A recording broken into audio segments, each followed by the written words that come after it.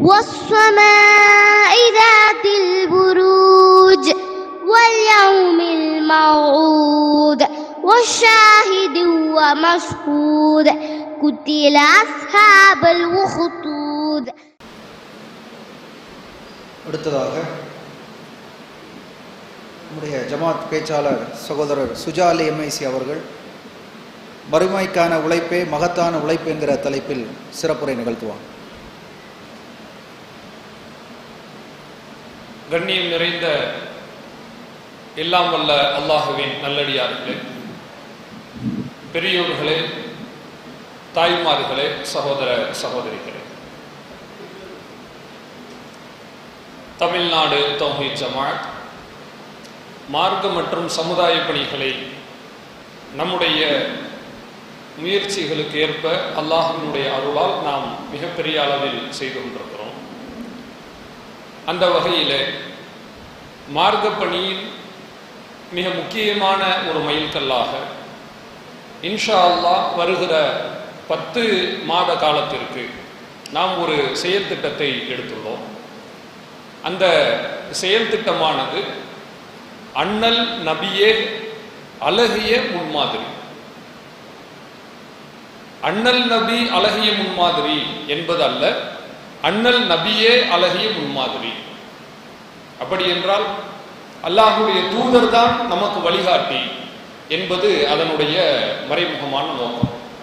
அந்த செயல் திட்டத்தை மக்களுக்கு மத்தியில் கொண்டு போய் சேர்ப்பதற்காகவும் அதற்கான ஒரு துவக்க புள்ளியாகவும் ஏற்பாடு செய்யப்பட்டிருக்கிற செயல் வீரர்கள் மற்றும் வீராங்கனைகள் கூட்டத்திலே எனக்கு வழங்கப்பட்டிருக்கிற தலைப்பு மறுமைக்கான உழைப்பு மகத்தான உழைப்பு என்பதுதான். அதாவது அல்லாஹ் ரப்புல் ஆலமீன் தன்னுடைய திருக்குர்ஆனிலே சமூக மக்களுக்கு போய் உழைப்பு செய்யுமாறு, அவர்களை நோக்கி தஅவா செய்யுமாறு பல கட்டளைகளை அவன் கொடுத்திருக்கிறான். அந்த கட்டளைகளை அல்லாஹ் கொடுக்கும் பொழுது அவர்களுக்கு ஒரு விஷயத்தை சேர்த்தே அல்லாஹ் கொடுத்து விடுவான். அது என்னவென்று சொன்னால், எந்த காலகட்டத்தில் எத்தகைய நேரங்களில் மக்களுக்கு மத்தியில் குழப்பம் வருகிறதோ, பிரச்சனை மேலோங்குகிறதோ, அல்லது மக்கள் சரியான வழியிலிருந்து விலகி தவறான வழியின் பக்கம் செல்வதாக காணுகிறார்களோ, அந்த நேரத்தில் எல்லாம் இவர்கள் முன்வந்து அழைப்பு பிரச்சாரத்தை கையில் எடுக்க வேண்டும். நபிகள் நாயகம் ஸல்லல்லாஹு அலைஹி வஸல்லம் அல்லாஹ் சொல்கிறான், ஃபலஅல்லக பாஹிஉன் நஃப்ஸக் அலா ஆசாரிஹி, மக்களின் மீதான கவலையினால் நீங்கள் உங்களையே அழித்துக் கொள்வீர்கள் போல, இல்லம் யுமினு பிஹாதல் ஹதீத் அஸஃபா, இந்த மக்கள் ஈமான் கொள்ளாமல் இருக்கிறார்களே, நாம் முஸ்லிமாக மாறிவிட்டோம், நாம் நல்ல நிலையில் நம்முடைய வாழ்க்கையை கடத்துகிறோம், நாம் ஒழுக்கமானவர்களாக இருக்கிறோம், நாம் நல்ல மனிதர்களாக நம்முடைய வாழ்க்கையை அடுத்த கட்டத்திற்கு எடுத்து செல்கிறோம்.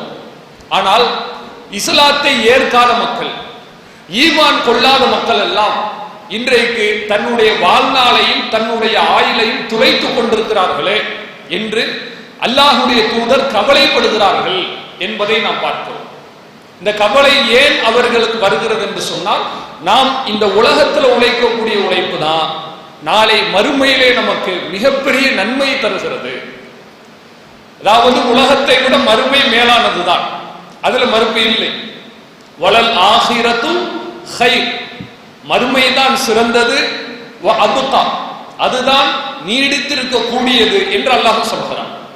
ஃபமா மதாஉல் ஹயாத்துத் துன்யா ஃபில் ஆகிரா, மறுமைக்கு ஒப்பு வைத்து உலகத்தை நாம் பார்த்தோம் என்று சொன்னால் இது மிகவும் அற்பமானதுதான், அதுவும் உண்மைதான். ஆனால் அந்த மறுமையில் நாம் வெற்றி பெற வேண்டும் என்றால் உலகம்தான் நமக்கு தேவைப்படுகிறது. இந்த உலகில் வாழும் பொழுது நம்முடைய முயற்சியை முழுவதுமாக நாம் செலுத்தினால் மட்டும்தான் நாளை மறுமையில் நன்மைக்குரியவர்களாக மாற முடியும். அதற்கு நமக்கு தேவையான முக்கியமான விஷயம், நம்முடைய சிந்தனைகள் அனைத்துமே எப்படியாவது மக்களுக்கு பிரச்சாரம் செய்ய வேண்டும். இதுல தாங்க இருக்கணும். நம் கண் முன்னால் ஒரு மனிதனுக்கு ஒரு சிரமம் நடக்கிறது என்றால், ஒரு மனிதன் கண் முன்னால் துன்பப்படுகிறான் என்றால், அதை பார்த்து கொண்டு எந்த மனிதாபிமானம் உள்ள யாரும் சும்மா இருக்க மாட்டான். ரோட்ல நீங்க போறீங்க, ஒரு நபர் காலில் அடிபட்டு கீழே இப்படி விழுந்து இருக்கிறாங்க, நடக்க முடியல, யாராவது உதவிக்கு வருவாங்க தேடுறாங்க, யாருமே வரல. இத்தகைய நேரத்தில் நாம் அந்த வழியாக கடந்து செல்கிறோம் என்றால் நீங்கள் உங்களுடைய மனதை தொட்டு சொல்லுங்கள், ஒரு மனிதரை இப்படி பார்த்தால் உங்களுக்கு என்ன தோன்றும்? எடுத்த எடுப்பிலேயே தோன்றுவது, இப்படிப்பட்ட ஒரு மனிதனுக்கு யாரும் உதவ முன்வரவில்லையா? இவருக்கு உதவி செய்யாம வேற யாருக்கு தான் போய் செய்ய போறாங்க நினைப்போமா இல்லையா? இது உலகத்தில், இது நல்ல சிந்தனை. அந்த உதவியை செய்வது அதை விட பெரிய சிந்தனை. இதையே தான் மறுமைக்கும் நான் பொருந்துகிறேன். சாலையில் நடந்து செல்லும் பொழுது விழுந்து கிடந்தால் கை கொடுத்து தூக்கி விடுகிறோம், பணம் தேவைப்பட்டால் பணம் கொடுக்கிறோம், அல்லது உதவி தேவைப்பட்டால் உதவியும் செய்கிறோம். இதே மாதிரியான ஒரு விஷயம்தான் மறுமையிலும் நடக்க போகிறது. நாம் மறுமையில நாம் தொழுதால் சொர்க்கம் செல்லலாம், நாம் நோன்பு வைத்தால் சொர்க்கம் செல்லலாம், நாம் ஜக்காத்தை கொடுத்து விட்டால் சொர்க்கம் செல்லலாம், அதில் குறையில்லை. ஆனால் விஷயம் என்ன தெரியுமா? நமக்கு அதிகமான கூலி கிடைக்க வேண்டும் என்றால் நாம ஒரு நபர் நமக்கு கொடுக்கப்பட்டிருக்கிற ஆயுள் காலம் 70 வருடங்கள் என்று வைத்துக் கொள்ளுங்கள், அல்லது 100 வருடங்கள் என்று கூட வைத்துக் கொள்ளுங்கள். நான் தொழுது நான் இபாதத் செய்து என்னுடைய வாழ்க்கையோடு நான் வஃபாத்தாகிவிட்டால் 100 வருடத்திற்கான நன்மை எனக்கு கிடைக்கும், அதுல குறை இருக்காது. ஆனால் இந்த 100 வருட நன்மையை வைத்து மட்டுமே மறுமையில வெற்றி பெற முடியுமா என்பது ஒரு கேள்விக்குறிதான். ஏனென்றால் இன்றைக்கு சஹாபாக்கள் காலம் போன்று அல்ல, நன்மையை விட தீமை அதிகமாக செய்கிற வாழ்க்கையில் நாம் வாழுகிறோம். தீமை செய்வதற்கு தேடி போக வேண்டிய அவசியம் இல்லை, நம்மை தேடி தீமைகள் வரக்கூடிய அபாயகரமான காலகட்டத்தில் வாழுகிறோம். இத்தகைய காலகட்டத்தில் தான் நம்முடைய நன்மையை நாம் இரட்டிப்பாக ஆக்கிக் கொள்ள வேண்டும், பல மடங்காக பெருக்கிக் கொள்ள வேண்டும் என்பதை நம்ம கவனத்தில் வைக்கணும். நபி ஸல்லல்லாஹு அலைஹி வஸல்லம் அவர்கள் மக்கள் மத்தியில ஒரு தீமை நடப்பதை பார்த்தால், அவர்கள் சத்தியத்தில் இருந்து விலகுவதை பார்த்தால் அவர்கள் மீது கோபப்படுவதில்லை, அவர்கள் மீது இரக்கப்படுகிறார்கள், கரிசனப்படுகிறார்கள். போங்க, நீங்க ஒரு ஆள்கிட்ட போய் மார்க்க பிரச்சாரத்தை சொல்றோம், சொன்னாலே கேட்க மாட்டாங்க. அவங்க என்ன பண்றாங்க? தெரிஞ்சுக்கிட்ட வேண்டும் என்றே தவறில் போய் விழுகிறார்கள் என்றால் ஒரு கட்டத்துக்கு மேல நமக்கே ஒரு வெறுப்பு தட்டி விடும். இவங்களுக்கு எவ்வளவு தூரம் தான் சொல்றது, எவ்வளவு சொன்னாலும் கேட்க மாட்டேன்றாங்க, இவங்க எல்லாம் திருந்த மாட்டாங்க, விட்டுருங்க. இப்படித்தானே சகஜமா எல்லாரும் பேசுவோம். ஆனால் நபி அவர்களுடைய அணுகுமுறையை பாருங்கள். சஹீஹ் புகாரியில வரக்கூடிய 2937வது செய்தி, அற்புதமான ஹதீஸ். இந்த மாதிரி சிந்தனையினாலதான் அல்லாஹ்வுடைய தூதரால உலகத்திற்கே முன்னோடியாக நிற்க முடிந்தது. இது ஒரு சாதாரண சிந்தனை கிடையாது. ஒரு பக்குவப்பட்ட, முதிர்ச்சி அடைந்த, அனுபவம் உள்ள ஒரு மனிதனால மட்டும்தான் இப்படி மாதிரியான ஒரு அப்ரோச் வெளிப்படும். ஒரு சஹாபி சொல்கிறார், துஃபைல் பின் அம்ர் அத்-தௌசி என்கிற ஒரு சஹாபி. அவர் சொல்கிறார் பாருங்கள், யா ரசூலல்லாஹ், அல்லாஹ்வுடைய தூதர் அவர்களே, இன்ன தௌசன் அஸத் வ அபத், தௌஸ் குலத்தார்கள் உங்களுக்கு மாறு செய்து விட்டார்கள், உங்களை மறுத்து விட்டார்கள். சொல்வது யார் தெரியுமா? வேறு யாரோ ஒரு நபர் இல்லை, அதே தௌஸ் குலத்தை சார்ந்தவர் தான். அதற்கு தான் பேரை முழுதாக நாம் கூறுகிறோம், துஃபைல் இப்னு அம்ர் அத்-தௌசி. இதாங்க ஒரு பேர். தௌசி என்றால் தௌஸ் குலத்தை சார்ந்தவர் என்று பொருள். அவர்களுடைய சொந்த குடும்பத்தை சார்ந்தவர்கள், கோத்திரத்தை சார்ந்தவர்களைத்தான் அல்லாஹ்வுடைய தூதரிடம் அவர் சொல்கிறார், இவங்க ரொம்ப மோசமா நடந்துக்கிறாங்க, மாறு செய்கிறாங்க, போதனைகளை மறுக்கிறாங்க, இப்படிப்பட்ட மனிதர்களை நாம் சும்மா விடக்கூடாது. ஃபதஉல்லாஹு அலைஹா, அவர்களுக்கு எதிராக நீங்க அல்லாஹ்விடத்துல துஆ செய்யுங்க சொல்றாங்க. சொன்ன உடனே அல்லாஹ்வுடைய தூதர் என்ன செய்திருக்கான் யோசிங்க. அப்படியா, தப்பு பண்ணிட்டாங்களா, சொல்றத கேட்க மாட்டாங்களா? இந்த இப்ப பாருங்க, நல்லா கேட்கிறேன், உடனே வேதனை இறங்கும். அந்த ஊர் அழியுதா இல்லையான்னு பாருங்க. இப்படித்தானே கோவப்படணும். ஆனால் தூதர் என்ன சொல்கிறார்கள் தெரியுமா?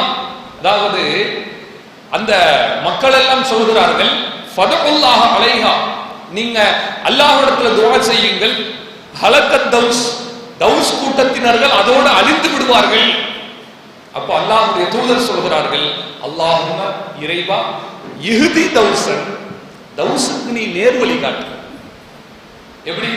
நீ அழித்து விடு என்று சொல்லாமல், அவர்களை கூண்டோடு நீ நரகத்தில் தூக்கி வீசிவிடு என்று சொல்லாமல், இவர்களை வைத்து இதற்கு மேல் ஒன்றும் செய்ய முடியாது, இவர்கள் இருப்பதற்கே தகுதி இல்லாதவர்கள் என்று திட்டி தீர்க்காமல், அல்லாஹ்வுடைய தூதர் சொன்ன ஒரு வார்த்தை இஹ்தி தௌஸ், நீ தௌஸ் குலத்திற்கு நேர்வழி காட்டியா அல்லாஹ், வக்தி பிஹி, அவர்களை நீ சரியான வழிக்கு கொண்டு வந்து நிறுத்தியா அல்லாஹ். இது எவ்வளவு பெரிய ஒரு பார்வை தெரியுமா? அதாவதுங்க, நம்ம அழைப்பு பிரச்சாரத்துல கூலியை அடைந்து கொள்ள வேண்டும் என்று சொன்னால், மிகப்பெரிய வெற்றியை பெற வேண்டும் என்றால், நமக்கு மிக முக்கியமான ஒரு தேவை தாய் உள்ளம் வேண்டும் என்று சொல்வது. அது என்ன தாய் உள்ளம்? நீங்க இருக்குங்க, பெண்கள் மிகுதியா இருக்குங்க, சின்ன குழந்தை தான், ரொம்ப சூட்டித்தனம் பண்றான், சேட்டை பண்றான். திடீர்னு வீட்டில் உள்ள ஒரு பொருளை ஏதோ இழுத்து கீழே உடைச்சிட்டான்னு வச்சுக்கோங்களேன், உடைச்சது தப்பு தான், நம்ம இல்லைன்னு சொல்லல. அதுக்காக வேண்டி அந்த குழந்தையை போட்டு அடிச்சு அவனை பயங்கரமா திட்டி ஏசி பேசி அவன் நாளைக்கு உடைக்காமலா இருப்பான், மீண்டும் அதே தப்ப செய்வான். அப்போ ஒரு புத்திசாலித்தனமான தாய் எப்படி யோசிக்கிறார் தெரியுமா? இந்த மாதிரி அவங்க செஞ்சுட்டாங்களா, இனிமே பையன் இப்படி செய்யக்கூடாதுன்றதுக்காக பேசி தட்டி கொடுத்து அந்த பையனை அதிலிருந்து வெளியே கொண்டு வருகிற வேலையை சில தாய்மார்கள் பார்ப்பாங்க. ஆனா இன்னொரு தாய் அந்த பையனை அடிக்கிறாங்க, திட்டுறாங்க, மிரட்டுறாங்க. ரெண்டு பசங்களையும் பார்த்தா எந்த தாய் அரவணைப்போடு ஒரு கரிசனையோடு செயல்பட்டாரோ அந்த பையன் தான் நாளைக்கு நல்லா வருவான். இதுக்கு என்ன விஷயம் தெரியுமா?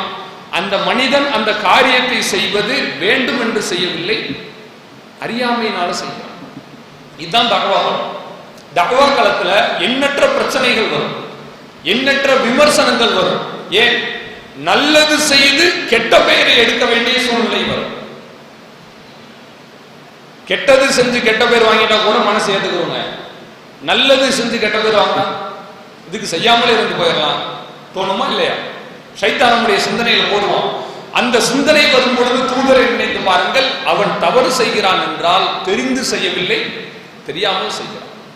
நம்ம தானே படிச்சிருக்கோம், அவங்க படிக்கல, அவருக்கு மார்க்கம் தெரியவில்லை, அதனால் செய்கிறான். நாமும் தெரியாமல் இருந்தால் அப்படித்தானே இருக்க போறோம். அப்ப நமக்கு தெரிஞ்சிருக்க உங்களுக்கு தெரியல, இவ்வளவுதான் வித்தியாசமே ஒழிய அவர்கள் சொன்னால் மாற மாட்டார்கள் என்று அல்ல. நபி ஸல்லல்லாஹு அலைஹி வஸல்லம் அவர்கள் எல்லா விஷயத்துக்குமே மறுமை தான் உங்களுக்கு நிலையானது. நம்ம தஅவா களத்துல போய் நிற்கும் பொழுது நமக்கு ஒரு 100 ரூபாய் நஷ்டம் அடையலாம், தப்பில்லை. ஆனால் அந்த 100 ரூபாயை நீங்கள் மீண்டும் சம்பாதிக்க உங்களுக்கு நேரம் இருக்கிறது, வாய்ப்பு இருக்கிறது. மறுமையினுடைய நன்மையை சம்பாதிப்பதற்கு நேரமே கிடையாது. இன்னைக்கு போகிற போக்கை நீங்கள் எடுத்துக்கொண்டால் மிகப்பெரிய அளவுல நாம் வேகமாக செல்ல வேண்டிய ஒரு சூழ்நிலையின் அவசியத்தில் நாம் இருக்கிறோம். அதுலயும் குறிப்பா இந்த சமீப ஒரு வருட காலமாக நம்முடைய தமிழகத்துல குறிப்பாக முஸ்லிம்கள் பரவலாக இருக்கக்கூடிய பகுதியில நடக்கக்கூடிய நிகழ்வுகளை பார்க்கிறோம். இளைஞர்களினுடைய போக்கு ஏதோ ஒரு வித்தியாசமாக போய் கொண்டிருக்கிறது. சாதாரணமா இருப்பாங்க பாருங்களேன், இந்த வேலைக்கு போகாம, பெற்றவங்களுக்கு ஏதோ நல்லது செஞ்சு கொடுக்காம, தனக்கும் பிரயோஜனம் இல்லாம அடுத்தவங்களுக்கும் பிரயோஜனம் இல்லாம இருப்பான். இந்த மாதிரி ஆளுகளுக்கு தான் தேடி பிடிச்சி புதுசா ஒரு ஆள் கட்சி ஆரம்பிச்சிருக்கான் பாருங்க, இவன் என்ன பண்றான், இப்படி ஒண்ணுக்கும் உதவாக்கிற எல்லாம் பிடிச்சு பொறுப்புல போட்டு விடுறான். இவங்களுக்கு பொறுப்பு வேற கொடுத்துறானா, ஆள் பாக்குறதுக்கு என்ன செய்யறான், வெள்ளைன்னு சொல்லி வந்து நின்றுக்கிட்டு எங்காவது போய் ஏதாவது கலாட்டா பண்ணிட்டு இருக்கான், ஏதாவது ஒரு பிரச்சனை பண்றான். அதாவது தன்னுடைய வாழ்க்கையை கெடுக்கிறது மட்டும் இல்லாம சமூகத்தையே சேர்த்து கெடுப்பதை நாம் பார்க்கிறோம். இது மாதிரியான நபர்கள் வெளிப்படுவது ஒரு வகையில நமக்கு நல்லதுதான். இன்னைக்கு இந்த நடிகர் அரசியல் கட்சி ஆரம்பிச்சனால மக்கள் எப்படி இருக்காங்கன்னு பார்க்க முடிஞ்சிருச்சு பாருங்க. தமிழகம் முன்னேறிய மாநிலம் என்று ஒரு பக்கம் சொல்கிறார்கள். ஆனால் இன்னொரு புறத்தில் பார்த்தா நம்முடைய தமிழகம் மட்டுமல்ல, எந்த இடத்துல இளைஞர்களுக்கு சரியான வழிகாட்டுதல் இல்லையோ, சரியான ஒரு போதனை சொல்லப்படவில்லையோ, அவர்கள் எல்லாம் எவ்வளவு தூரம் மோசமா நடந்துக்கிறாங்க நீங்க பாருங்க. ஒரு நடிகர் போகும்போது அவன் என்னங்க மனுஷன் தானே,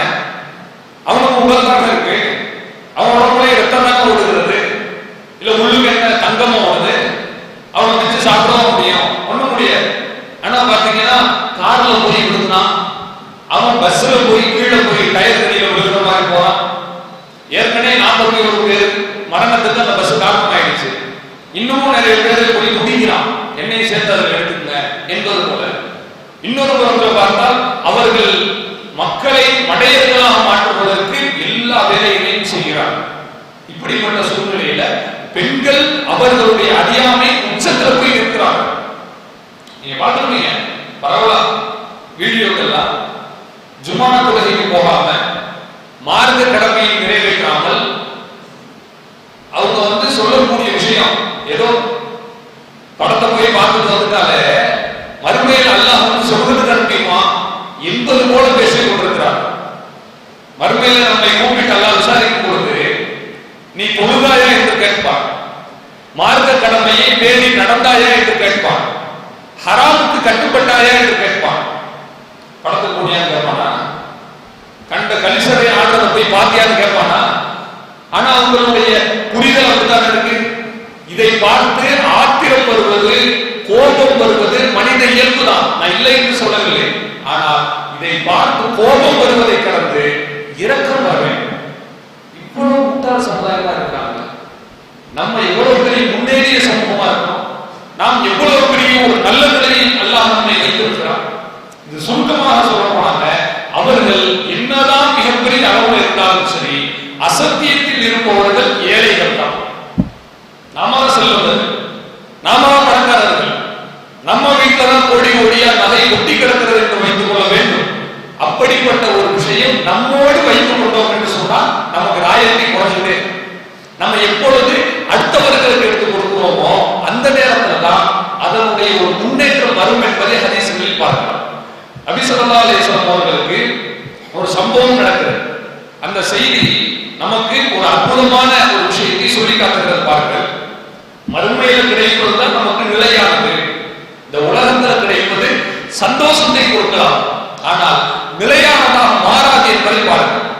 புகாரியினுடைய 3147வது ஹதீஸ், அற்புதமான செய்தி. அதாவது ஹவாஸின் என்று ஒரு கூட்டத்தார்கள் இருக்கிறார். அவர்களோடு போர் செய்து அவர்களை அல்லாஹ்வுடைய தூதர் அவர்கள் வெற்றி கொண்டு விட்டார்கள். பொருளாதாரம் வந்துடுச்சு. அந்த பொருளாதாரத்தை கையில வச்சு குறைஷிகள் அனைவரையுமே அல்லாஹ்வுடைய தூதர் அழைத்து 100 ஒட்டகங்களை அவர்களுக்கு பிரித்து கொடுத்து விட்டார்கள். எல்லாத்துக்கும் கொடுத்துட்டாங்க. கொடுத்து முடிச்ச பிறகு சில அன்சாரி தோழர்கள் பேசுகிறார்களா,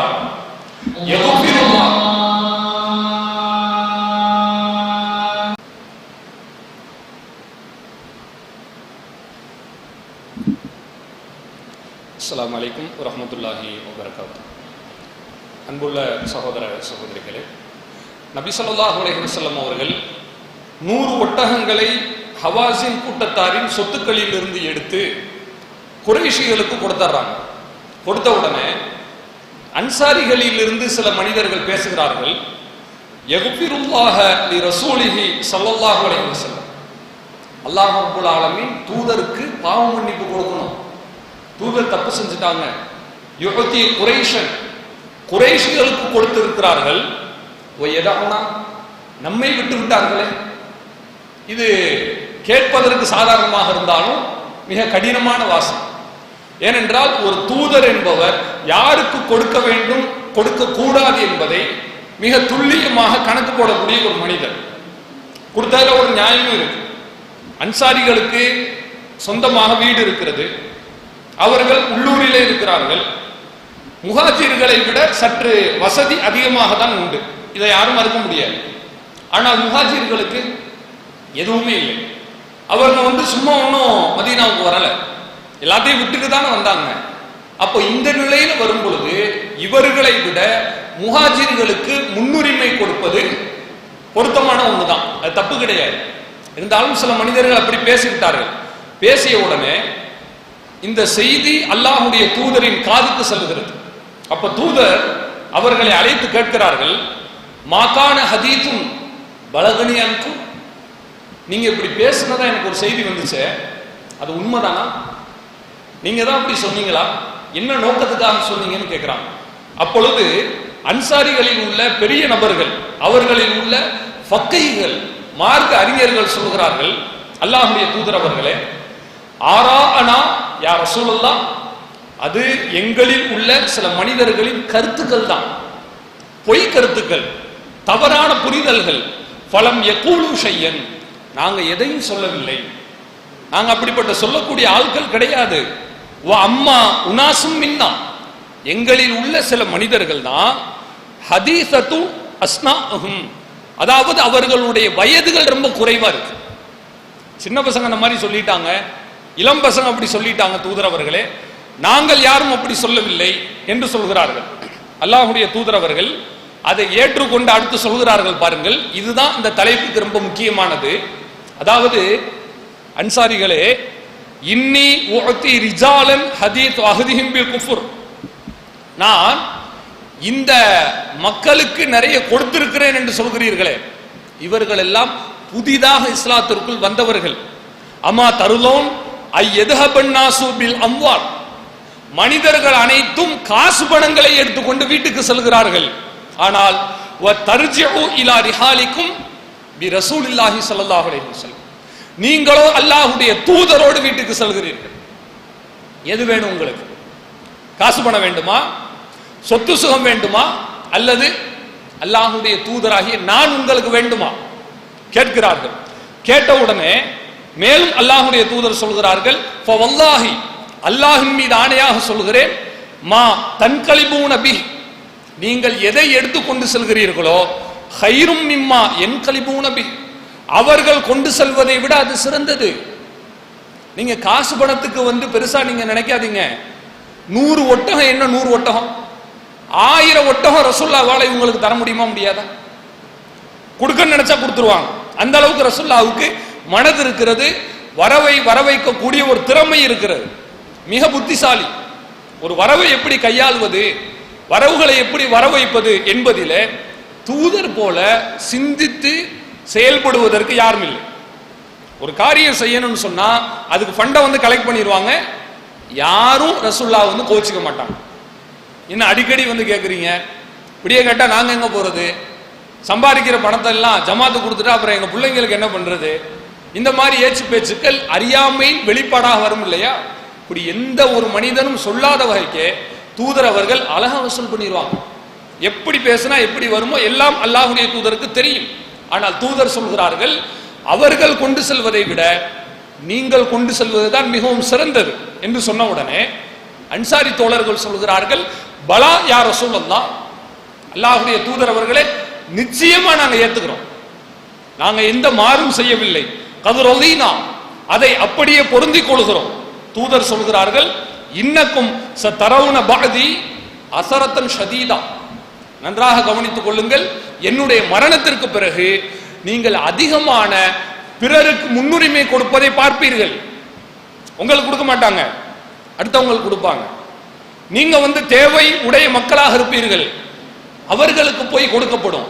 இப்படி கொடுக்கப்படும் பொழுது ஃபஸ்பிரு, நீங்க சப்ர் செய்யுங்க, ஹத்தா தல்கவ் அல்லாஹ வ ரசூலஹு ஸல்லல்லாஹு அலைஹி வஸல்லம் அலல் ஹவுதுல் கௌதர் தடாகத்திலே அல்லாஹ்வுடைய தூதராகிய என்னையும் அல்லாஹ்வையும் சந்திக்கிறவரை நீங்க அமைதியா இருந்துருங்க.